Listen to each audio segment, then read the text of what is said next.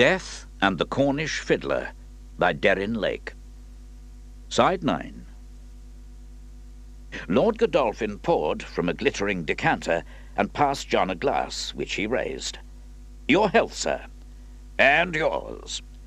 Now, tell me of London." The apothecary drew breath, then started on a somewhat rosily painted version of the capital. He talked about the theatres, the pleasure gardens, the gaiety, the cutting fashions, but eventually he turned the subject to the whores of Covent Garden. "Do you know the area, my lord?" "Of course. Whenever I visit the capital, I make my way there, simply to observe, of course." With an effort, John kept a straight face, thinking to himself that a splendid madam at 50 guineas a night would probably be his lordship's meat. However, exercising a tight control of his features, he said, "The women are a sad selection of humanity, are they not?" "Indeed, they are." "Did you know one such was done to death in Helstone a few days ago?" Lord Godolphin went the colour of stone, and made much of sipping his sherry. "Really?" he said eventually. "And who might that have been?" "She called herself Miss Warwick. Diana was her Christian name." Now it was his lordship's turn to keep a blank look. "Not a local woman, I take it?" "No, not local," John answered, giving him a straight glance. "What was she doing in Helstone? Do you know?" "Apparently she had arrived to see her young lover, an enamoured youth called Nicholas Kitto. The story goes that she was once the kept woman of his father, an anonymous character who sired him in bastardy, it seems. Anyway, at some point, she transferred her affections from father to son, and, it would seem, was murdered for her pains." All the while he had been saying this, his tone deliberately flippant, the apothecary had been observing Lord Godolphin closely, and had watched the range of expressions which had crossed the older man's features with interest. Now he added, "Do you know young Kitto, sir?" His lordship's answer, when it came, was perfectly smooth. "Yes, indeed. I know all the inhabitants of Helstone. It is my town, after all." "And were you aware of the identity of his father?" There was a long pause. Then finally he said, "Yes, I know him." "And?" "And nothing. The matter remains a secret I have no intention of sharing with a stranger." John was at an impasse, and knew it. Still, he decided to ask one more question. "You never met the lady, did you?" "You mean Miss Warwick?" John nodded. "I think I saw her in the street once. She was, as you say, radiantly beautiful." "A beauty that earned her her death," said the apothecary reflectively, and rose, following Lord Godolphin's lead, to go in to dinner. He arrived home at about 9 o'clock, to find Elizabeth sitting alone in the downstairs parlour, her amazing face alive with thoughts. Tonight, seen thus in repose, her scar stood out, highlighted from underneath by a candle which stood on a table beside her. A book lay open on her lap, but she was not reading it. Instead, staring into the flames of the fire that had been lit in the grate. She looked up on hearing John's entry. Then she smiled at him slowly and laid the book down. At that moment, he felt her to be the most important person living, and crossing to her, gave her a kiss. "Good evening, Marchesa." She looked at him intently. "John, there is something you must hear." "What is it?" "I have got into conversation with one of the maids, the maid who was on duty the night that Diana was murdered." All the apothecary's inquisitive instincts rose. "Tell me what she said." "No. I think you should speak to her yourself." "Very well. Where is she?" "In her room. She snatches a few hours to herself before going on duty again." "She'll probably be fast asleep." "No. I gave her a guinea and told her to stay awake until she'd told you her story." So saying, she took the apothecary by the hand and led him up 2 flights of stairs to the rooms reserved for the servants who lived in. They were small and mean, as John discovered on entering the one at the end of the corridor. With no chair to sit on, and no furniture other than for a single bed and a chest of drawers, he stood awkwardly in the entrance, gazing at the girl within, wondering how much she was going to tell him. She was little more than 14 years of age, and was not particularly appealing to look at. She was more than plump, indeed, was extremely large for one of her tender years, while the fatness had spread to her face, giving her several wobbly chins. Despite being thrust into a cap, wisps of her dark hair hung down, and she was presently toying with one of these whilst rhythmically sucking her thumb. John thought it had been a while since he had seen such a messy creature, then took himself to task for being so stern a critic. The girl looked up, removed the thumb, and said, "Evening, sir." "Good evening. May I come in?" The Marchesa spoke from the doorway. "This is the gentleman I told you about, Betty." The girl looked bewildered and rather frightened. "As long as you're quick, sir. I've got the passageway to scrub out in an hour when everyone's abed."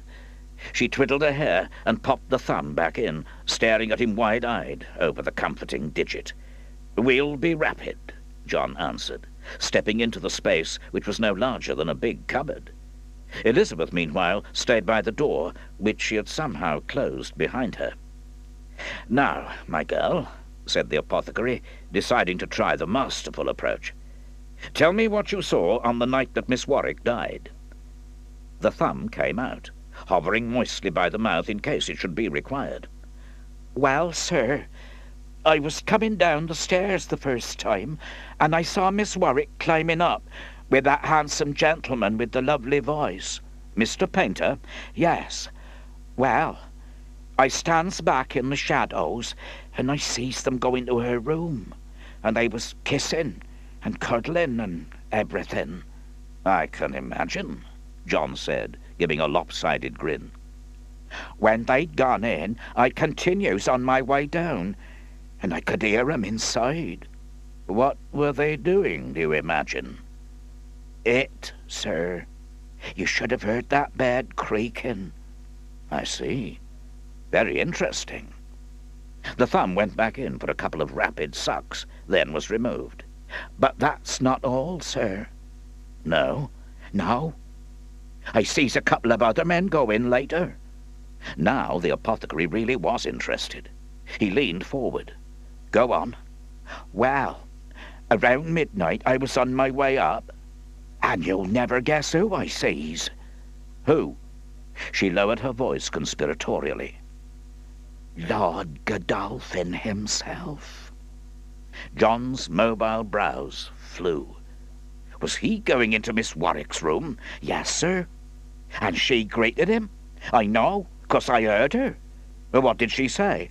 "Hello, my dear, I haven't seen you in an age." "Anything else?" "I couldn't hear, sir. I did try to make it out, but their voices were too low." John smiled. He couldn't help himself, picturing the girl with her ear pressed to the door, sucking away in her excitement. But he returned to the matter in hand. "You're positive it was Lord Godolphin?" "I'm certain, sir. I've known him all my life." John was still shaking his head over this latest revelation when the girl said, "And that's not all." "It isn't?" he exclaimed, surprised. "No, sir. After seeing his lordship go in, I went downstairs to scrub the floors. To be honest with you, sir, I fell asleep after I'd finished. Anyway, when I wakes up, it's about 2 o'clock in the morning. I make my way upstairs to go to bed, and this time I saw another man coming out of Miss Warwick's room. Good God, it sounds as if she was giving a ridotto. So who was this one?" "It was the blind fiddler, sir. I'd know him anywhere by his black spectacles, though I must say that he went downstairs like he could see, which was strange." "What do you mean?" "Just that he took the steps like a sighted man. But then, they're very clever, those blind folks." The thumb went in again, and there were several minutes of silence while she sucked contentedly away, twiddling her hair the while. Then she spoke again. "I hope you believe me, sir." "I do," said John, meaning it. Though what you have said perplexes me. Why, sir? It's just that she had so many male visitors, and one of them killed her. But which? The girl took refuge in her thumb once more. Over it, she opened her eyes wide. The apothecary, realizing that he would get nothing further out of her, reached in his pocket and drew out a guinea. "This is for you. Thank you for telling me what you saw." Continuing to suck, the girl nodded. John turned to Elizabeth. "Shall we go?" "Indeed we shall." As they walked down 2 flights to the Marchesa's room, he put his arm round her waist. "She is probably the most important witness so far. It was clever of you to find her." Elizabeth said nothing, merely giving him her enigmatic smile. Chapter 18. John woke early, feeling utterly alert. He lay on the bed for a while, his brain turning over the information he had been given late last night. According to the maid Betty's story, the last time she had heard Miss Warwick speak had been to Lord Godolphin. Had he, then, snuffed out her life with a pillow? Or had it been the gaffer? Or had, indeed, Tim Paynter returned unseen and closed Diana's mouth forever? Was it possible, even, that Nick Kitto's storms of tears had been fuelled by regret for something done in love-play? The apothecary's attention turned to the missing child. Was she, too, dead and gone? And if so, where was her body? Or had she been abducted by some corrupt being for a purpose he dared not even think about? And above all, were the 2 occurrences linked in some extraordinary way? Sighing, John turned over and tried to sleep. But it was impossible. So, reluctantly, he got up and washed in cold water, ran a razor over his chin, combed his locks, which had grown beyond wearing a wig, and tied them back with a ribbon. Going downstairs, having peeped in on Rose, who was sleeping the profound and innocent slumber of childhood, he decided it was too early to break his fast, and left the inn, turning left and surveying the scene. The town of Helstone lay before him, its cobbled streets and tightly packed houses presenting a charming vista in the early morning light. Yet somewhere, hidden, lay a murderer's cold heart. Unless, of course, the perpetrator of Diana's death was the blind fiddler, the gaffer, who had left the place the day before. Yet what could his motive possibly be? Or had he known Diana from long ago? Was his connection to her stronger than it would appear? Weighed down with his thoughts, the apothecary marched on, not really seeing where he was going. He became conscious of his surroundings as he approached the church, where, despite the earliness of the hour, the vicar was already up and walking round the surrounding grounds, gazing at a neighbouring sheep-field and muttering to himself. John swept off his hat. "Good morning, sir." "Oh, good morning," replied the reverend gentleman, somewhat flustered. John regarded him closely, never having done so before, and found himself gazing at a good-looking man wearing a rather worn-out wig, beneath which was a fine pair of bright blue eyes fringed by a set of lashes of which a woman would have been proud. The apothecary bowed. "Allow me to introduce myself. I am John Rawlings, an apothecary of Shag Lane, London." "Goodness gracious," replied the other. "You are a long way from home." "I am William Robinson, vicar of Helstone." John bowed again, not too formally. "We met recently, when we were hunting for the little girl who ran away during the Furry Dance."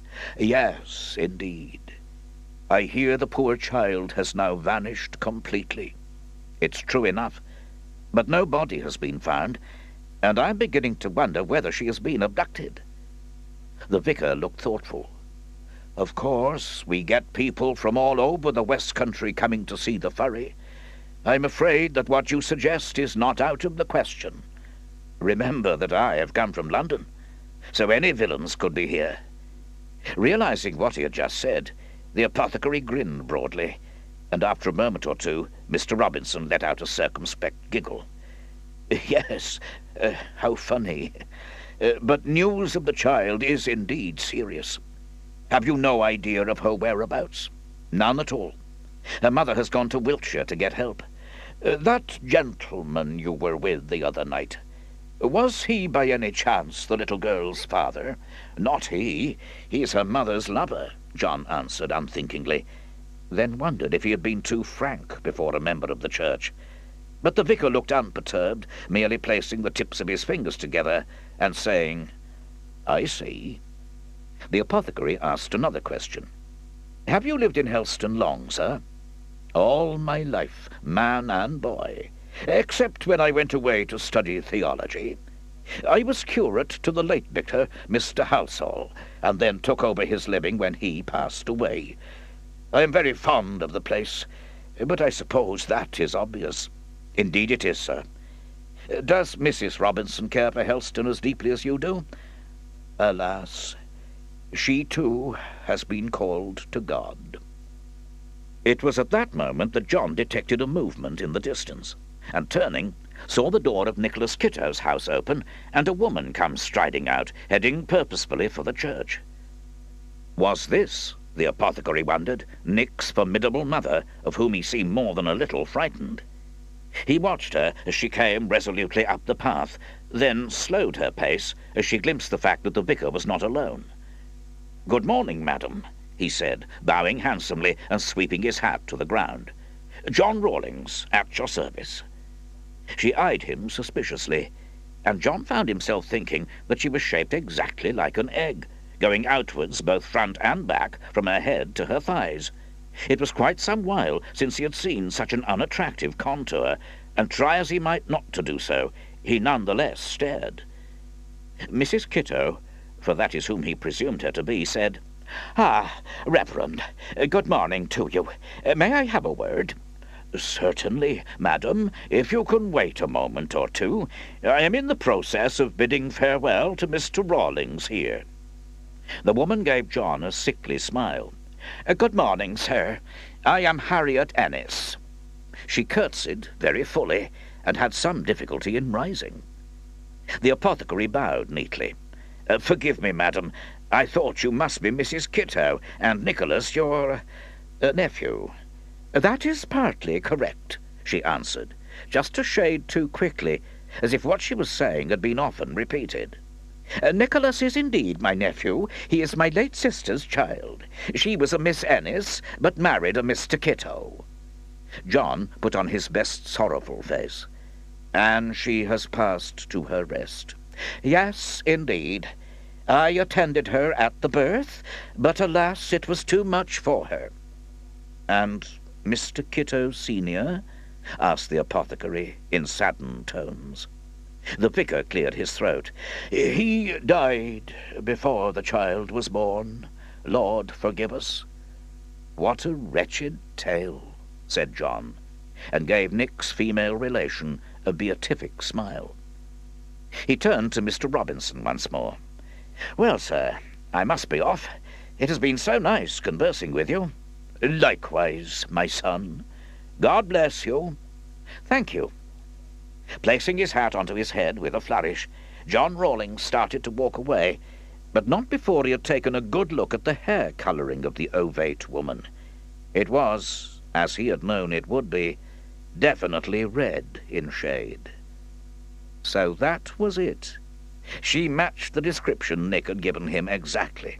She was more than likely the erring mother.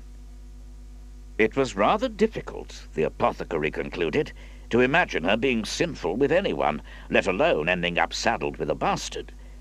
But then he knew from long experience that people changed with time, and imagined that in her youth she must have been reasonably pretty. He tried to picture Lord Godolphin with her, and somehow that particular pairing refused to come into his head. There was something too precise about the aristocrat to warrant such an action. The beautiful Diana Warwick he certainly could envisage, but not Mrs. Humpty Dumpty. As he neared Nick's house, John looked at his watch, and saw that it was now time for work to start.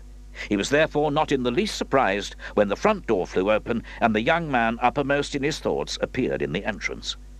He was clad from head to toe in deepest black, and his eyes were red and puffy with weeping. The apothecary thought that if this was indeed a show, then it was one of the best he had ever seen. He gave a short bow. "Good morning, Nick. Off to work?" "Yes," came the abrupt answer. "May I walk with you?" "Of course you can. I'll be glad of the company." Now came the most difficult moment to contend with. He had not seen young Kitto since the discovery of the telltale feathers in Diana's nose, the feathers which revealed a pillow had been pressed down on her face and held there until she could no longer breathe. John cleared his throat. "Nick, there is something I have to tell you." A bleary eye regarded him. "What?" "It's rather bad news, I'm afraid." Kitto slowed his pace and turned to stare at the apothecary. "It's about Diana, isn't it?" "Yes." Nick stopped dead in his tracks. "Oh, God," he said loudly. "Oh, my God." Surreptitiously, the apothecary felt for his salts and got his hand round them. "I'm sorry to have to tell you." But he got no further. Nick let out a piercing scream and beat the air with his fists. "She's been murdered," he said. "Murdered! Oh, woe is me," he added theatrically. Quick as a flash, the salts came out of the pocket and were firmly implanted under Nick's nostrils. "Breathe deeply," the apothecary ordered. "Come along now. Deep breaths." Willy-nilly, the poor young man had no option but to inhale, a fact which made him cough appallingly. "That's the spirit," said John. "There's nothing like a good lungful of brackish odour to clear the head." Nick produced a handkerchief and wiped at his streaming eyes and nose. "That's enough, thank you," he gasped. The apothecary withdrew the offending bottle, holding it at arm's length. "How did you know?" he asked. "What?" Nick asked, a touch belligerently. "That she had been murdered." "I just guessed. As God is my judge, I just knew somehow." "How very perceptive of you." "What are you insinuating, sir?" "I'm insinuating nothing. I am merely pointing out that you are intuitive in your powers of instinct. Tell me, when you found Diana, did you guess that someone else had played a part in her death?" "No.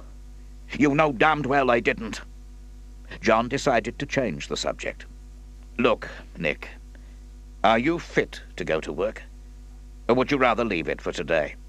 "No, I'd prefer to go," said Kitto, blowing his nose loudly. "It will be far better than my mother bellowing questions at me." "So I was right. I've just met her talking to the vicar. You have her colour hair." "I hope the similarity ends there," responded Nick ungraciously. John did not answer. Instead, he said, "If you're going to work, you'll have to hurry." And young Kitto increased his pace. They drew to a halt outside the offices of Penaluna Brothers, and John held out his hand. "If you feel in need of talking, you know where I'm staying. But in any event, we must converse soon. I shall need to find out everything you saw that early morning." "Why?" asked Kitto mutinously. "And besides, why should I talk to you? Surely it should be the constable I converse with." It was a question that John had long been dreading, and yet was at a loss to answer. In London, he could claim quite legitimately that he was working with Sir John Fielding, but here, miles away in Cornwall's mysterious and cavernous depths, that reply would cut no ice at all. He cleared his throat. Let me just say that I've taken part in various investigations into unexplained deaths before." "Really?" Nick replied sarcastically. "Yes, you have my word on it. I work for the public office in Bow Street, London. Never heard of it." John ran out of patience, despite the man's obvious misery. "Do you want to help me find who committed this crime, or not?" "Yes. Obviously I do." "Then stop being so truculent and cooperate. When can we discuss what you saw?" "Tonight, at 8 o'clock, if that would be suitable." "Perfectly. I'll call at your house. Say nothing about your true purpose until Mamma has retired." "I shall remain silent as the grave," said John, then regretted it when he saw the expression on Nicholas's face. As the apothecary turned into Coinage Hall Street, he heard the rumble of carriage wheels and saw, coming at a remarkable pace, 2 coaches, one behind the other. Staring within, he saw the pale profile of Mrs. Pill, together with several men, all bearing the same set expressions. So she had returned, reinforced with her sibling and servants. The hunt for Isabel was about to recommence. Arriving at the door of the Angel, John watched them dismount. Catherine was helped down by a man so like her that he could only be her brother. John thought that in his case the plainness of feature didn't matter quite so much, cast as it was in a masculine setting. But poor Mrs. Pill looked even worse than when he had last seen her, white as a daisy and her lips almost bloodless. She turned to the landlord, who was hovering. "Have you seen Mr. Painter about?" "No, ma'am. He's gone out, I fear." "Well, there was no way he could have known when I was arriving, I suppose." The brother looked grim.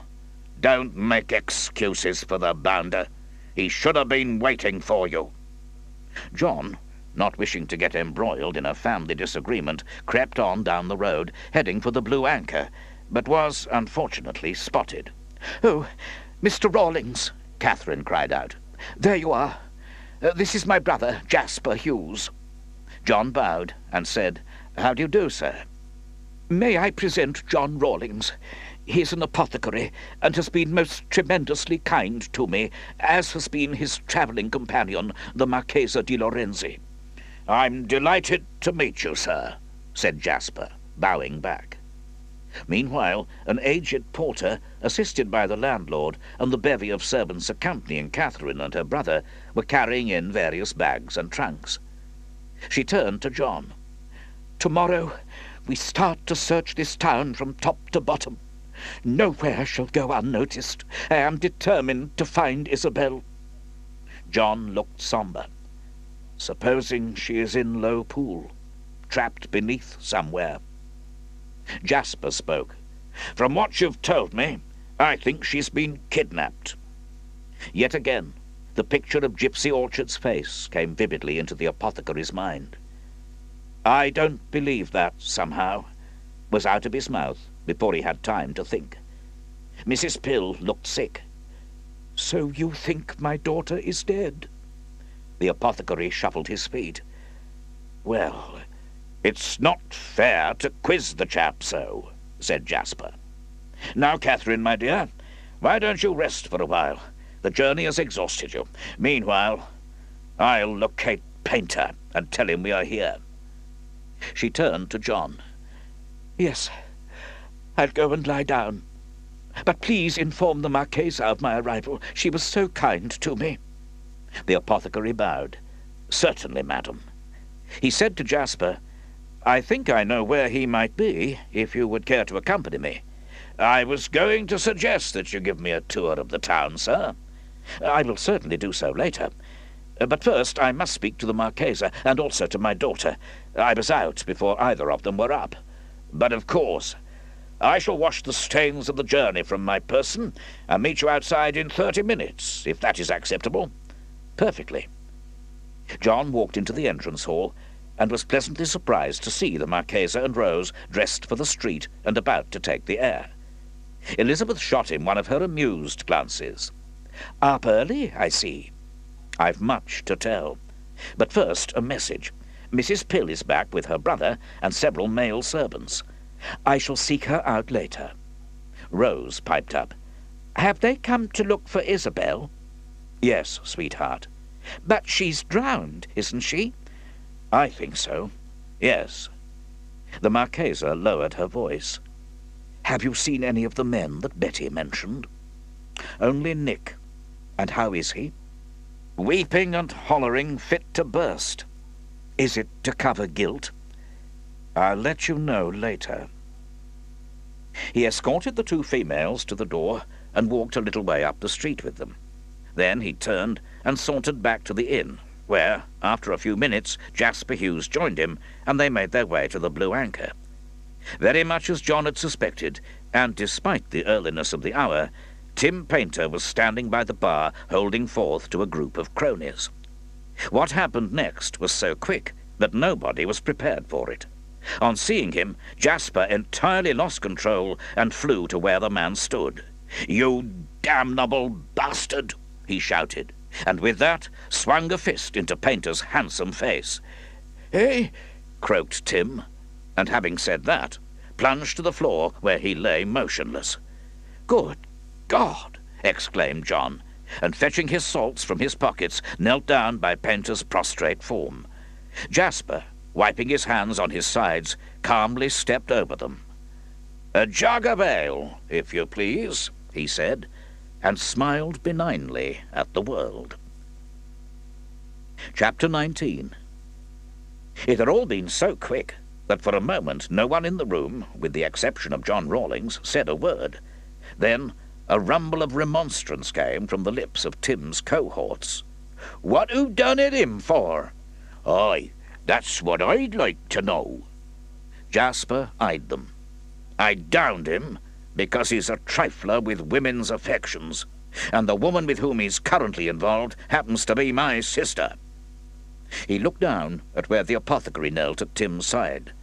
"My dear chap, don't waste your valuable time. He'll come round soon enough." John shook his head. "Whatever one may think of him, he is temporarily my patient, and I'm therefore obliged to do my duty. Don't get into high stirrup over him. He's not worth the trouble." Jasper drank his ale. "Allow me to buy you a drink, old fellow." "Not just now. It's a bit early." "You're sounding a regular prat, sir, and I'm sure you're not." John stood up. "No, I don't think I am, though others may, of course. But forgive me if I attend to Painter. I agree with you, he's a shiftless creature, but for all that, he's a human being." From the floor came sounds of groaning, and John crouched down once more. With a flutter of eyelids, Tim was regaining consciousness. His handsome gaze looked around, a glazed expression in its depths. "What am I doing down here?" he said. Then memory returned, and he fixed Jasper with a glare. "You filthy bastard, Hughes! I'll be revenged for this." "You already have, damn you." "What do you mean by that?" "You did for little Isabel, didn't you? You've always hated the girl and made no secret of it. Now you've got rid of her, you devil." With some assistance from the apothecary, Tim scrambled to his feet. "How dare you make such accusations?" "Because they're the truth. You've always considered the child in the way, and now the way is clear." End of Side 9. Side 10. Somewhat shakily, Tim rose to his full height, an impressive sight. "Will you come outside, sir?" "What for?" said Hughes insolently, ordering another pint.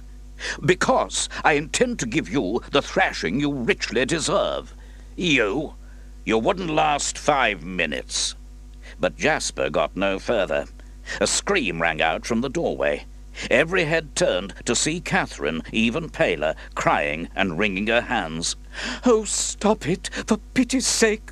I have lost my child, and now I am to lose the man I care for. Oh, Jasper, don't step outside, I beg you." Tim shot her a look of pure surprise. "What makes you think that he'd best me? It's I who challenged him. I intend to beat him within a mile of an oak." She rushed up to him and quite literally threw herself into his arms. "Oh, darling, cease such talk. You two are all I have left in the world." John decided that the conversation was getting nowhere. Why don't the pair of you," he indicated Mrs. Pill and Tim Painter, "step back to the Angel? I shall remain and take up Mr. Hughes's kind offer of a drink." She and Painter looked at one another, she pleading, he uncertain. Then Tim gave an elegant gesture. "Very well. I withdraw my challenge." Jasper shrugged his shoulders. "All the same to me whether you do or you don't. But, out of respect for my sister, I'll comply. He turned to John. "What would you like, my friend?" "A glass of claret, if you please." "Landlord, a glass of the best." A silence settled over the inn once the lovers, if one could indeed call them that, had departed. John leant forward. "Do you really think Tim murdered Isabel?" Jasper, onto his third pint of ale, despite the early hour, said, "I believe it's certainly possible." "But why? What motive could he have?" "Money," whispered Jasper sibilantly. "What do you mean?" "Simply this. As Catherine's only heir, Isabel stood to inherit a small fortune when her mother died. Tim Painter would have got less, but with the girl out of the way, he's going to be very rich. But suppose he dies before Mrs. Pill?" Jasper leant close to John's ear. "I feel positive that it might have been arranged for my sister to go to an early grave." So they were back to the oldest motive in the world. John considered it, wondering whether Isabel had been disposed of by Tim Painter, thrown into low pool, tied down with a weight. Further, he considered Diana and her strange death. But what motive could there have been for that? Unless she and Tim had known one another before. Yet one could say that of every man who visited her that night. Painter, Lord Godolphin, the gaffer, they'd all three paid her a call. As for Nick, had he perhaps caught her in the arms of another and decided then and there to do away with her, creeping in first thing in the morning and putting a pillow over her face while she slept? Yet somehow, what Nicholas said rang true. Knowing that he must keep an open mind, John nonetheless felt that the answer lay somewhere with the other three. Desperately requiring the assistance of Sir John Fielding's acute brain, he determined to write and post a letter to him this very day. He bowed to Jasper Hughes. "Sir, will you forgive me if I leave you? I have to see my companion and my daughter, as well as needing to write some letters." "Certainly, old man. Sure you can't manage another?" "Thank you, but no. I'll say good-bye." But Jasper had already turned away and was ordering more ale. It seemed to John, as he left the building, that the man must have the constitution of a bull, which was more than could be said of his sister, poor thing, particularly when it came to her choice of men.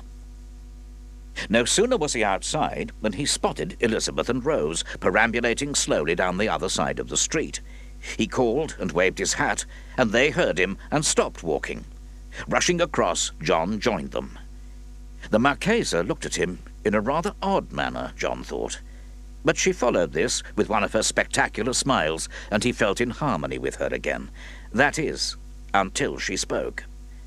"John, my dear, Rose and I have been talking." "Yes," he said, instantly suspicious. "And we have decided, if you are agreeable, to go back to Devon and leave you to your investigation." The Marchesa lowered her voice. "Truth to tell, the child is getting bored, as there is precious little here for her to do. I think it would be better all round if we returned home. There she has her pony, and other children I can call on, to say nothing of the delights of Exeter. So what do you think?" John felt stunned and terribly hurt. Had he not, after all, done his best in every way to keep Elizabeth happy? But no, that was clearly not good enough. Then he felt saddened by the thought of Rose growing bored and depressed. He bent down to her. "Are you tired of this place, Rose?" "I am a little." "But you loved it when we first came here." "Then there was the Furry Dance to look forward to, and besides, there was Wilkes." "Wilkes?" repeated her father, thinking of the politician. "Yes, the monkey. He had such a thoughtful face." Despite what he was feeling, the apothecary could not help but laugh. He straightened up. "It seems that whatever I say, the decision has been made," he said. Elizabeth looked a little annoyed. "I was thinking of your daughter's well-being, sir." "And only that?" asked John childishly. "Certainly. What other reason could there be? Perhaps that you two are feeling constrained by Helstone?" "Yes, as a matter of fact I am. but I would have stayed on were it not for Rose." "I see." He bent down to his child once more. "Would you be happier in Mrs. Elizabeth's house, sweetheart? Tell me truly." "Yes, Papa, I would. There's so much more to do there." "Then, of course, you must go." He looked up at Elizabeth, presenting a cold face. "When will you be leaving?" "First thing tomorrow morning, if that is agreeable." He shrugged. "Do as you wish." Standing straight, he said, "And now, if you will excuse me, I have some urgent letters to write. Good day." And he stalked away, feeling more displeased than he had in an age. Crossing the road, he went into the Angel, and was just making for the guest's parlour when he was waylaid by Tim Painter. "Thanks for coming to my rescue, old chap." "Think nothing of it. I only did my duty. Where's Mrs. Pill, by the way?" "Lying down. This would be a great opportunity to have a drink. Will you join me?" The apothecary, who had had no breakfast, thought that if people continued to ply him with alcohol, he would probably end up drunk, or dead, or both. Yet, on the other hand, it was an excellent chance to speak to Tim on his own. "Very well. I have half an hour or so." He followed Painter into the tap-room, which fortunately was deserted, other than for a couple of working men, clearly not working. Leading the way to a quiet corner, John sat down. "Have you heard of Sir John Fielding?" he said abruptly. "The Blind Beak? Yes. I've been up before him," Tim replied nonchalantly. The apothecary was so surprised that he practically dropped his glass. "You've what?" "I said I was up at Bow Street." "What for?" "Oh, some damnable duchess, old as the hills but still rampant for a man, accused me of stealing her diamonds, would you believe?" "And had you?" "Of course not. I'd my eye on greater things than a few paltry stones." "What?" "Her fortune, you foolish fellow. The old Duke had died and left her every penny he had. I was introduced to her at a ball, and the rest you can guess. But some footman or other told her I was a thief, and she lodged a charge at me at Bow Street." John swigged his drink. "What happened?" "I came up before the Beak, looked on by every member of the Beau Monde, it seemed to me, for they were packing the public galleries, and he said there was insufficient evidence to condemn me. So I sallied forth from the dock, and shortly after that I met Catherine." He smiled, displaying a set of perfect white teeth. John said, "I too know Sir John, but in rather a different context." "Oh? What is that?" "I occasionally work for him, solving murder cases. Years ago I was a suspect in a murder, which I eventually helped him to unravel. Since then he has called on me for help from time to time." "How interesting," said Tim unenthusiastically. "And now I feel obliged to solve this one. So tell me, sir, how was Diana Warwick when you finally left her?" An unhealthy flush crept over the handsome face, and Painter took a good draught of ale before he muttered, "What do you mean?" "I mean that night you dined with her alone, then went to her bedchamber. The night she was done to death." Tim looked up sharply. "I thought her death was accidental." "Then you thought wrong, my friend. I have found incontrovertible evidence that she was killed." Tim suddenly flared up. "Well, don't put the blame on me. All right, I did go to bed with her, and enjoyed it too. I am a man, after all.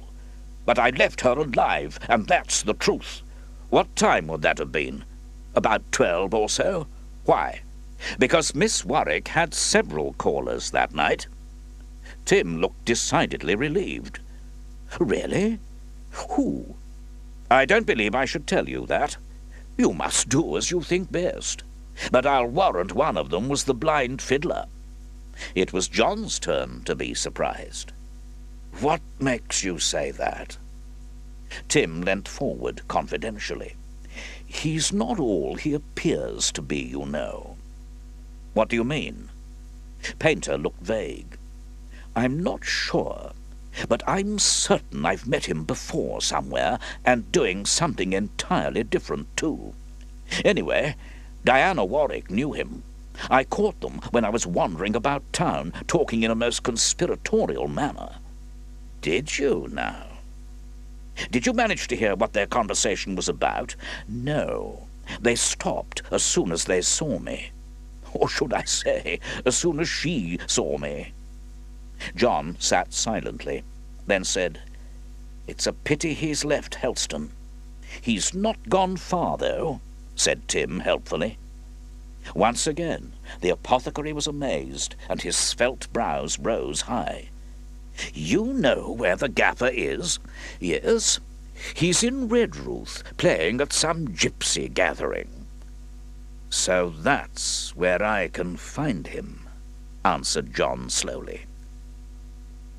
An hour later, still having eaten no breakfast or midday repast, John rolled upstairs and fell on his bed and to sleep. But much had been achieved in that hour. Trusting his gut that Tim Painter, for all his bad behaviour and naughty ways, was not capable of murder, he had arranged to travel to Redruth in his company the next morning in order to question the gaffer. They had decided to ride there, hiring horses from the Helstone livery stable. In fact, just before he dozed off, John felt a definite kick of excitement in the pit of his stomach. He was going adventuring, and needn't bother with pleasing any women, or rather one woman in particular. 2 hours later he woke with a start. That particular woman and he were presently on bad terms, and he was not going to make it up to her by being late for dinner. Hurriedly, John pulled on a pair of fitted silk stockings, then dressed in a rich emerald green suit trimmed with delicate embroidery of pink and silver flowers. He completed the ensemble by putting on a pair of soft leather shoes with flat heels, rounded tongues, and silver buckles. Then he examined himself in a long mirror. The new fashion for fitted breeches and short waistcoats left little to the imagination, but for all that suited the apothecary superbly. His one fault was his hair, which had grown so long that no wig would sit on it. He determined to go to the barber as soon as possible. Despite this, he felt pleased with his appearance and set off confidently down the stairs. But as he entered the dining parlour and saw Elizabeth, gleaming in crimson, her low square neckline giving a tantalizing glimpse of breasts, her skirt decorated with black ruched and pleated silk, his heart gave a lurch. Surely she had dressed to please him as much as he had dressed for her. Their eyes met, and she gave him that slow, tantalizing smile that he loved so well. John bowed, then smiled crookedly. He approached her table. "May I join you?" "Is your humour restored?" "Somewhat." "Why were you so angry earlier?" He sat down, and leaning across the table covered her hands with one of his. "Because you were leaving me." "But, my darling, I thought I explained. Your daughter was becoming bored and restless. I couldn't bear to see it." John looked serious. "Tell me, do you resent having to spend so much time with the child?" "Not at the moment, no. But as for the future, I couldn't say. I have always been free and unfettered. A longing for that time might return." "But what about when your son was small? Surely you were tied down then." "That was different. I loved him with all my heart. Besides, he was all I had left after my husband was killed." "Would you not consider having a husband again?"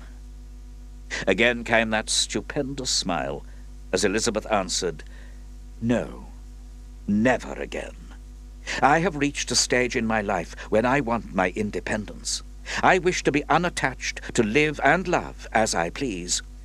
"I shall do my best to persuade you otherwise." "That," answered the Marchesa, "I look forward to enormously." Chapter 20. It was so exhilarating to feel horseflesh beneath him and to be cantering wild and free towards Redruth. Early that morning, John had seen Elizabeth and Rose off in their coach, well protected by Jed and Rufus. Then he had posted his letter to Sir John Fielding, written late at night. After that, he had gone immediately to the livery stables, where Tim Painter, looking stunning in riding gear, had been awaiting him, as arranged on the previous morning, when the two men had decided to go in search of the gaffer. "Have you been excused from the search for Isabel?" the apothecary had asked. "Jasper wouldn't let me within a mile of it. He's so convinced I murdered the brat that he thinks I would deliberately lead them in the wrong direction. So I told Catherine I was taking off for a few days. Does she know where, and for what purpose?" As he mounted, Tim raised an elegant shoulder. "No, there was no need to tell her." "She must trust you a great deal," John answered, as he wrestled to mount a large grey mare with an unfriendly eye, considering that he was never really lucky when it came to hiring horses. "She is far too preoccupied with the search for her child to give me much attention," had been Tim's casual reply as he had clattered out of the stable yard, with John, presenting a somewhat awkward figure in comparison, following him towards the open countryside. But the small Cornish town was now no bigger than a thumb on the horizon, and they were there on the moorland, making for Redruth, and feeling the morning air, sharp and somehow sweet, surround them. John felt glad to be out of Helstone's confines, glad to be doing something positive, even if the trail were to go cold, and he found that the blind fiddler had moved on somewhere else. Everywhere he looked, he could see sweeping green hills, with the occasional cluster of cottages, accompanied by fields of sheep contentedly grazing. To him, this typified his beloved West Country, and a part of him yearned to stay forevermore. Yet another side, the practical side, which had made him sit for lonely hours silently studying herbs and books, told him that as soon as this case was solved, he must head back for London and his shop in Shug Lane. But would this case be solved? The murderer of Diana Warwick he felt positive he could track down. Yet what of the death of Isabel Pill? And was she indeed dead? Tim was shouting something over his shoulder, and John hastened to catch him up. "What did you say?" he asked, drawing alongside. "I said, who's that?" And he pointed. John looked along the line of his finger and saw a very distant but somehow familiar figure plodding along the narrow path that led from hamlet to hamlet. "I can't say for certain, but it appears to be Gypsy Orchard." "By Jove, I think you're right." And so saying, Tim Painter wheeled his horse and covered the distance at a gallop. John, doing his best to keep up, watched the man dismount and make a low bow before the Romany woman. Then he saw her nod her head, and the next minute she was up in the saddle, basket and all, while Tim climbed up in front of her. John panted up to where they stood. "Look who I've found," said Painter, epitomizing charm. Surely, thought John, this clear-eyed, intelligent woman is not going to be taken in by such an obvious performance. But, to his disappointment, the gypsy smiled and said, "It was most kind of 'ee, sir." And then, momentarily, she caught John's eye, and he knew that she was fooling, that she knew perfectly well what Tim Painter was, and that he hadn't deceived her for a moment. Unreasonably glad of that, John gave her the merest hint of a wink before he turned his horse's head in the direction of Redruth. 2 hours later, they entered the ancient town and made for a tavern, the gypsy entering the place quite unself-consciously with her basket of wares on her hip, regardless of the stares of the other occupants, all of which, needless to say, were men. Tim hovered over her. "What can I get you to drink, my dear?" "A draught of cider, sir." As soon as he was gone, she leant forward to John. "So, you're here to search for the blind fiddler?" "Yes." "May I ask why?" "I want to question him about something, that is all." "I see."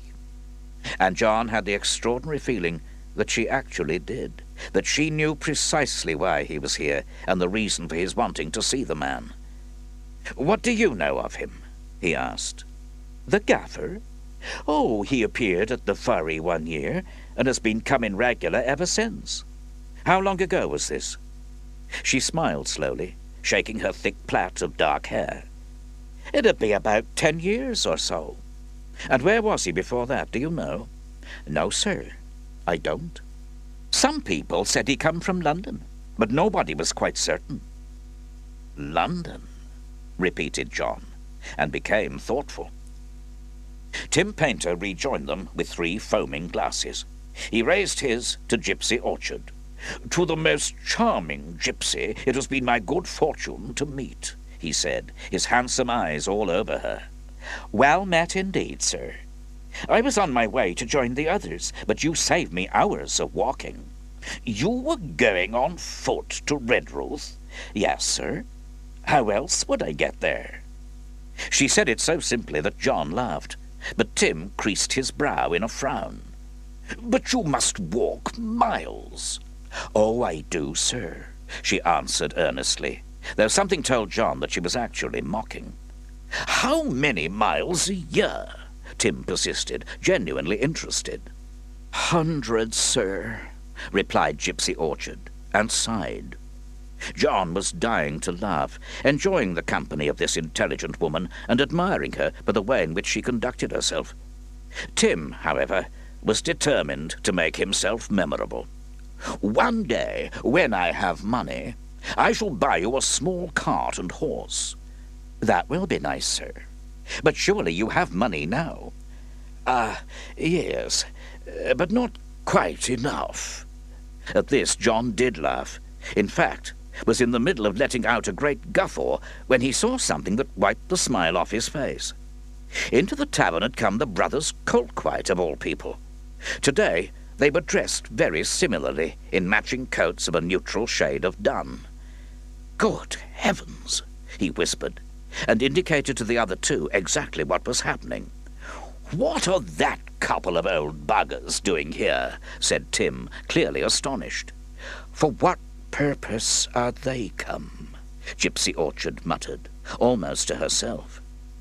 John looked at her, observing that she had lost colour, while her hand had flown to her neck and was grasping something on a chain that hung round it.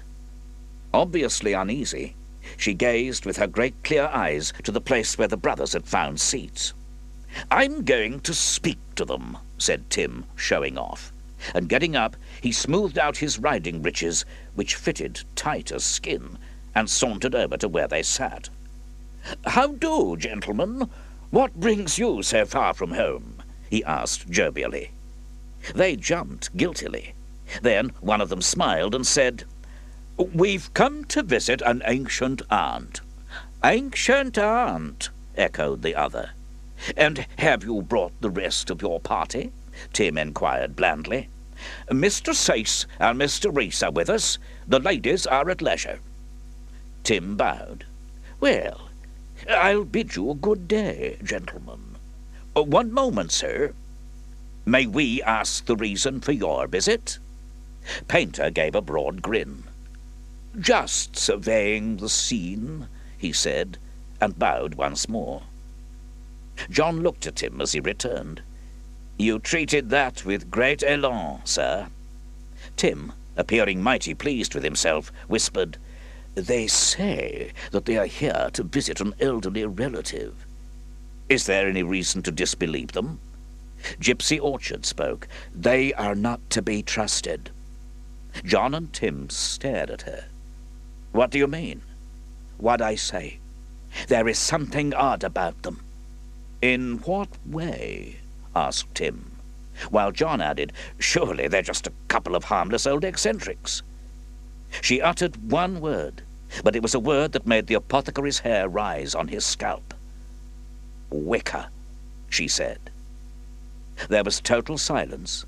Then Tim asked, "What exactly does that mean?" But Gypsy Orchard wasn't going to answer. Instead, she rose to her feet, tucked her basket on her hip, and said, "Thank you for giving me a ride into town. Good day, gentlemen," and left the alehouse with her usual swinging gait. Painter watched her go. "A damn fine-looking woman, that.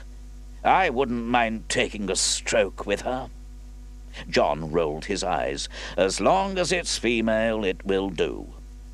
Tim appeared slightly annoyed. "That's not true. I'd like my women good-looking." It was on the tip of John's tongue to ask what he was doing with Mrs. Pill in that case, but he simply hadn't the unkindness. Instead he said, "Yes, of course." "And do you want to know what wicker means?" "Yes." "It means witchcraft," answered John, and had the satisfaction of seeing Tim look more than a little startled. They booked themselves into a coaching inn, the Lion. Tim, who had risen early and drunk a good deal, went to bed, presumably to sleep, leaving John free to roam. Knowing that there was to be a gathering of gypsies, he went through the town looking for anyone with brown skin and dark hair. But though he saw several, there was no sign of the gaffer, his actual quarry. In fact, he was getting a little desperate, when very faintly, borne on the summer breeze, there came a distant but distinctly recognizable air. Following it, the apothecary found himself in an open courtyard, beyond which lay an important-looking house, built fairly recently, judging by the architecture. Here were not gathered the gypsies, but rather the gentry, sitting on chairs and listening to the music of the blind fiddler and his troupe. They were all there: Gideon, James, George, Zachariah, Giles, and, of course, the gaffer. Today, the blind fiddler was giving his all. Indeed, he seemed to have subtly altered his repertoire to suit the different type of audience. Holding the violin in his small and beautiful hands, he coaxed out of the instrument a strange, sobbing melody that held the listeners transfixed. Even John, with dark thoughts on his mind, felt himself uplifted by the wild song, and applauded heartily with the rest of the audience when eventually it came to an end. Next the band played a jig, and Wilkes came out with the hat and danced a few sad steps, allowing several of the ladies present to embrace him. In this manner the monkey raised a large collection and scampered back to his associates with the hat bulging. John followed him at a more leisurely pace. The first to see him was Gideon, who shook his tambourine in greeting and said, "Greetings, Mr. Rawlings. What are you doing in this neck of the woods?" "I followed your music, of course." "Now that, sir, I don't believe. Not all the way to Redruth." "No, you're right. But I heard that you were playing here, and I came along on the off chance, and now I've found you." Zachariah came up. "Well, sir, this is a surprise." "Indeed. But for all that, I'm delighted to see you all." The mandora player let his hand wander over the strings, producing a delightfully quaint little melody. "And there we all were, thinking how sad it was to leave our friends behind us in Helstone. And lo and behold, most of you are here." John looked casual. "I've already seen the brothers Colquite. Who else has arrived?" "Their 3 ladies are in town." "Are they?" said the apothecary, surprised. Zachariah changed the tune to something sentimental. "One of them was asking about you." "Oh? And who might that be?" "Anne Anstey, of course. I think perhaps she has a swinging passion for you. Oh, God forbid. She says you saved her life one night at dinner. She was choking. I assisted her, that is all. Anyway, it was Sace who saved the day. But I must have a word with the gaffer, if you'll forgive me." "Naturally, sir."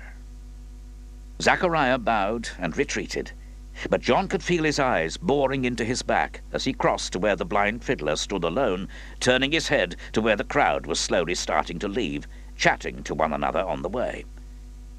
"Good evening, gaffer," he said quietly.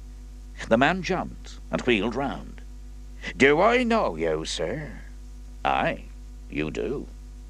"My name is Rawlings." The fiddler chuckled quietly. A sinister sound. "Ah, yes, from Helstone. How kind of you to follow me, sir." "How do you know that I did?" "I just had a feeling that I hadn't heard the last of you when we said our farewells." "I've come to talk to you about Diana Warwick," said the apothecary quietly. Well, bless you now, sir. I rather thought you might. Chapter 21. The shadows were creeping over the great, somewhat mysterious courtyard as John Rawlings turned to the blind fiddler and said, "How well did you know her? Was she a friend of yours from the past? Is it true you met in London?" The musician didn't answer, instead saying, "Would it be all the same to you, sir, if I sat down?" Feeling discourteous and suddenly disadvantaged, the apothecary answered, "Yes, of course. How remiss of me. Here, let me." And he led the blind man to a nearby seat and took one himself. There was silence, and then the fiddler said eventually, "Aye, I've known Diana a long time, from London and also from Truro." Memories of Nick Kitto saying that she'd been a poor young girl from that very town until his father had rescued her came back. "Were you one of her clients?" John asked boldly, deciding it was better to state the facts rather than mince words. The darkened spectacles turned in his direction and stared silently. "Now what would she be wanting with me?" And the gaffer chuckled quietly. John peered at him, seeing the jungle of dark hair and darkened skin. Beneath all that, however, he could see a strong face, a face dominated by the glasses which the fiddler wore. The apothecary suddenly longed to see the man without the concealing spectacles. For a wild moment he thought of snatching them off, but restrained himself. "I think you're probably fairly handsome beneath all that grime," he said, somewhat thoughtlessly. The gaffer laughed aloud. "Am I mucky, then, sir? I do apologize to 'ee for that. It's not that I mean to be, but my fellow musicians don't really bother about dressing me." "But somebody shaves you," John pointed out. "Once a week I'm done by young Gideon, and that's the extent of my beautifying." All this was said with much good humour, but there was something about the recital that didn't quite ring true. The apothecary realized with a start that he had been entirely led away from his original question. End of Side 10.